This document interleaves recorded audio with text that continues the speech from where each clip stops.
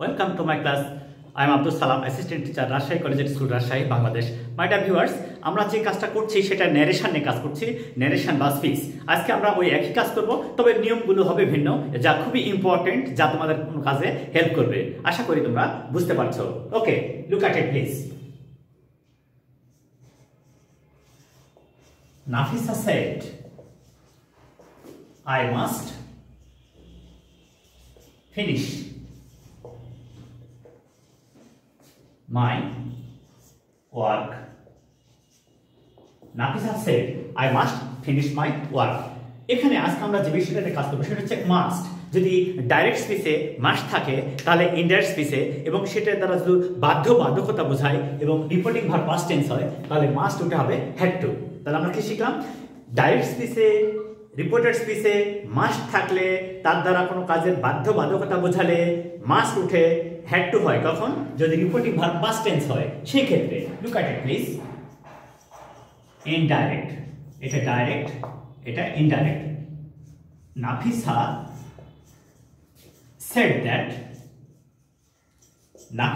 said that she had to finish her work. আমরা এখানে এটা শিখলাম যে একেবারে সহজ সেটা কি reporting verb past tense. Reporting verb হচ্ছে পাস্ট টেন্স আর রিপোর্টেড স্পিচ যদি মাস্ট থাকে এবং তার দ্বারা কোনো কাজের বাধ্যকতা বোঝায় তাহলে ইনডাইরেক্ট স্পিচের রূপান্তরের সময় এই মাস্ট ওটা হবে হ্যাড টু। মাস্ট ওটা হবে হ্যাড টু, আর অন্য কোনো চেঞ্জ হবে না। আর অন্য নিয়ম কি? এই যে পাস্ট টেন্স থেকে এটা হ্যাড টু হয়ে গেল। পাস্ট টেন্সের ক্ষেত্রে সাবজেক্ট ফার্স্ট পারসন, রিপোর্টিং ভার্বের সাবজেক্টে ধরলো নাফিসা, মি থার্ড পারসন, তাই সি হলো। আর এখানে মাই ওয়ার্ক আছে, এটা নাফিসা থার্ড পারসন, তাই হার ওয়ার্ক হয়ে গেল। আশা করি তোমাদের এখানে কোনো সমস্যা নেই।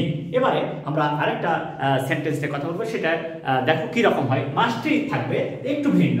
দেখো তো কি? Direct. My mother said to me, my mother said to me, you must respect your teachers. You must respect your teachers. দেখো তো এখানেও মাস্ট ছিল, এখানেও মাস্ট আছে, তবে এই প্রেক্ষাপটটা একটু ভিন্ন। কারণ কি? যে একজন স্টুডেন্ট তার শিক্ষককে, একজন মানুষ তার শিক্ষককে সম্মান করবে, এটা অবধারিত, ইউনিভার্সাল ট্রুথ। এটা অবধারিত বা ইউনিভার্সাল ট্রুথ। সেই ক্ষেত্রে রিপোর্টিং ভার্ব পাস্ট টেন্স হলেও এই মাস্ট উঠে হ্যাড টু হবে না, ওই মাস্টই থাকবে। এটাই আমাদের নিয়ম। ওকে, লুক অ্যাট ইট প্লিজ। আর কি বলছে? My mother told me that I must respect my teachers.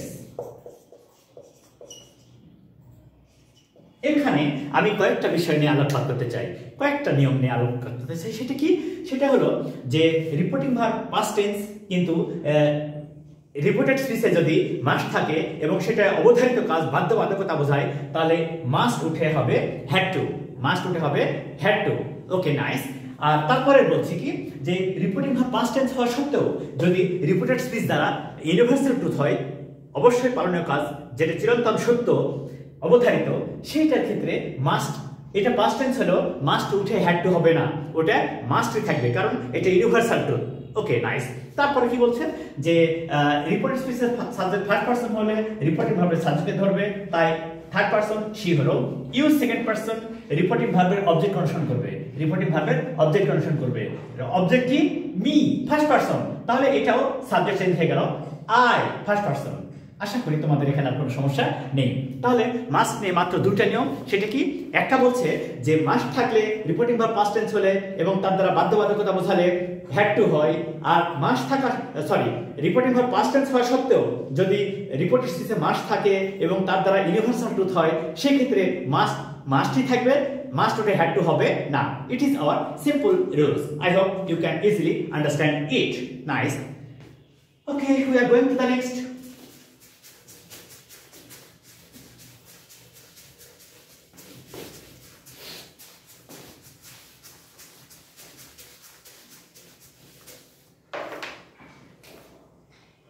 he direct he said to me goodbye. He said to me goodbye. আমরা দেখব এখানে একটা গ্রিটিংস এর কথা বলা হচ্ছে, এখানে একটা ফেয়ারওয়েল এর কথা বলা হচ্ছে। যখন তুমি কাউকে বিদায় দাও, তোমার সঙ্গে কাজ করছিল বা যে কোনো ভাবে মিট করেছিল, সেখান থেকে তাকে বিদায় দিচ্ছ, তখন কিভাবে এটা চেঞ্জ করতে হয় এটা নিয়ে আমরা শিখবো। একেবারে সহজ।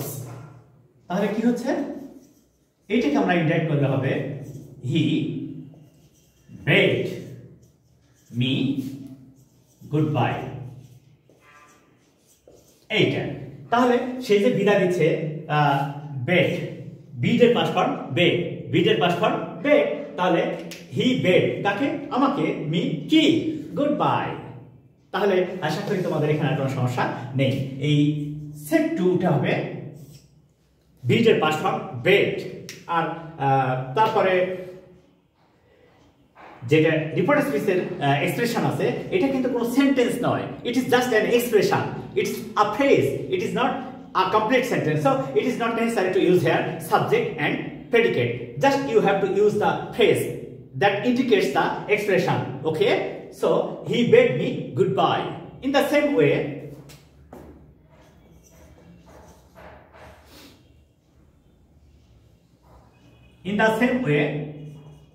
he said to me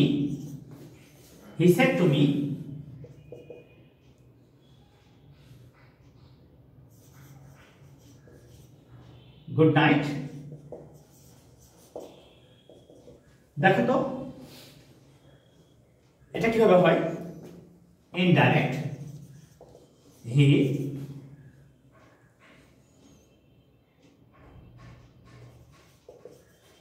wished me good night, একই রকম। তাহলে এই যে উইশ করছে গুড নাইট, তাহলে এই গুড নাইটটা উইশ করলো, সেটা কি এই রিপোর্টিং ভার্ব সে বা টেল উঠে সেট টু উঠে হলো উইশ, তারপরে কোনো চেঞ্জ হলো না, সরাসরি ওই এক্সপ্রেশনটা বসে গেল। এরপরে আরেকটা সেন্টেন্স দেখো তো সেটা কিভাবে হচ্ছে, ডাইরেক্ট হি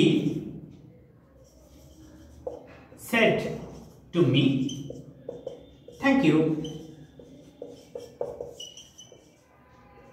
এই যে he said to me thank you, সে আমাকে থ্যাংক ইউ বলল। তাহলে এটাকে আমরা যদি ইনডাইরেক্ট ন্যারেশন করি তাহলে কি হবে, he wished me thanks, সে আমাকে থ্যাঙ্কস উইশ করেছিল, he wished me thanks। একেবারে সহজ, সরাসরি সেট টু হলো উইশ, আর এটা কিছুই চেঞ্জ হলো না, থ্যাংক ইউ বলেছে, সেটা হচ্ছে কি থ্যাঙ্কস। এটা কিন্তু আরেকভাবেও করা যায়, অর, সেটা হচ্ছে বিকল্প, কি হি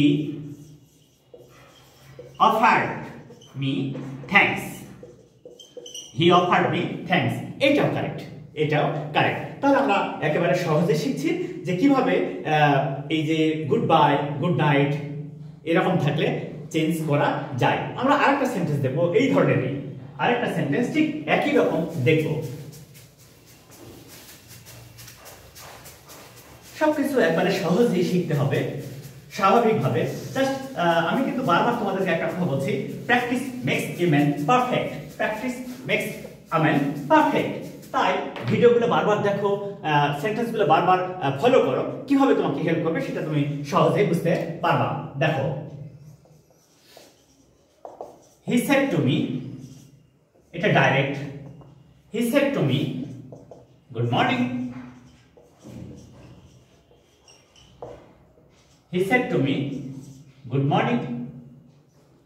তাহলে এই সেন্টেন্সটাতে কিভাবে হচ্ছে দেখো তো, এটাকে আমরা যদি ইনডাইরেক্ট করি তাহলে এটা হবে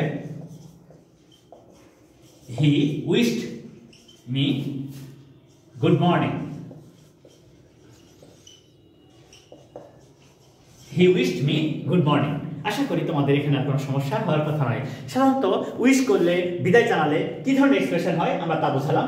রিপোর্টিং ভার্বটা উঠে যদি বিদায় হয় তাহলে বেড, শুভেচ্ছা কামনা উইশ করলে হবে উইশ, আর তারপরে এক্সপ্রেশন যেটা রিপোর্টার স্পিচের যে এক্সপ্রেশন সেটা কোনো চেঞ্জ হবে না, সরাসরি বসে গেল। আশা করি তোমাদের এখানে আর কোনো সমস্যা নেই। এক কথায় সবকিছু স্বাভাবিকভাবে ধরে নিতে হবে এবং সুন্দর করে স্বাভাবিকভাবে এক্সপ্রেশন করতে পারতে হবে, যা তোমাদেরকে স্মার্ট ইংলিশ বলতে সাহায্য করবে এবং ভালোভাবে ইংলিশ লিখতে সাহায্য করবে। আশা করি তোমাদের আর এখানে কোনো সমস্যা নেই। বাস্তবতা হলো যে সবকিছু সঠিক এবং সুন্দর করে তুলে ধরার জন্য একটা স্পেশাল কোয়ালিটি লাগে, যা তুমি নিজেই বারবার প্র্যাকটিস করে ভিডিওগুলো বারবার দেখে আয়ত্ত করতে পারবে। আশা করি তোমাদের এই অ্যাসার্টিভ সেন্টেন্স নিয়ে আর কোনো সমস্যা নেই। আমরা এখন ওই যে কিছু এক্সপ্রেশন আছে যা আমরা চেঞ্জ করতে প্রয়োজন হয় সেগুলি উল্লেখ করার চেষ্টা করব। দেখো তো এই কাজগুলো আমরা কিভাবে করি।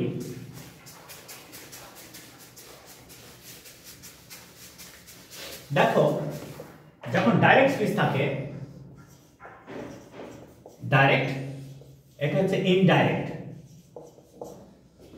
ডাইরেক্টে যদি টুডে থাকে, ইনডাইরেক্টে দ্যাট ডে হয়। এটা টু নাইট থাকলে ইনডাইরেক্টে দ্যাট নাইট হয়। তারপরে হেয়ার থাকলে দেয়ার হয়, কাম থাকলে গো হয়, দিস থাকলে দ্যাট হয়, দিস থাকলে দোজ হয়। দেখো একেবারে সহজ, একেবারে সহজ, সহজে আমরা চেঞ্জ করতে পারবো। এবারে আবার দেখো,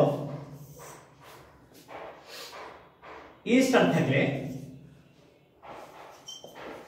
ইস্টারডে, এটা থাকলে হবে the previous day, the previous day অথবা the day before.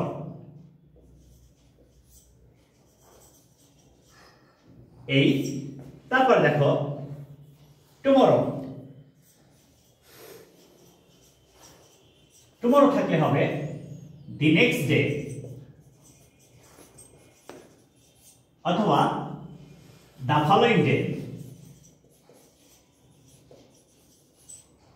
Following day.